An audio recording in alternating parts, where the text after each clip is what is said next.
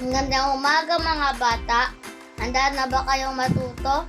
Ako nga pala si Teacher Hezekiah, ang inyong guro sa araw na ito. Math 3.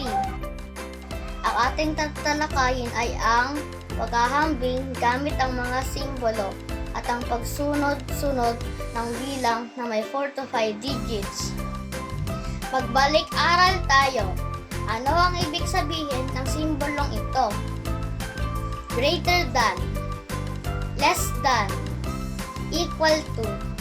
Para lubos na maunawaan, narito ang isang suliranin. Sina Ellie at Isa ay magkapatid.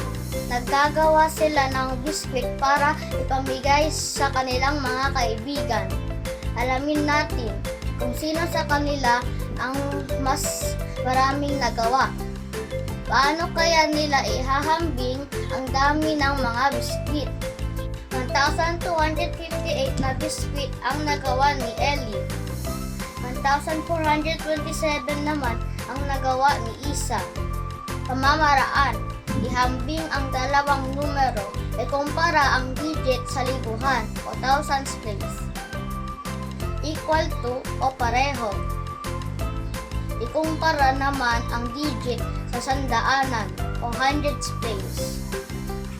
Mas pataas ang 4 sa 2. Mas malaki ang 1,427 kaysa sa 1,258.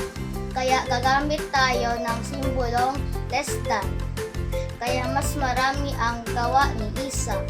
Iba pang halimbawa, ihambing ang dalawang numero. 8,345 at 5,263. Ikumpara ang digit sa libuhan o thousands place. Mas malaki ang 5 sa 3, kaya mas malaki rin ang 5,263. At gagamit tayo ng simbolong less than.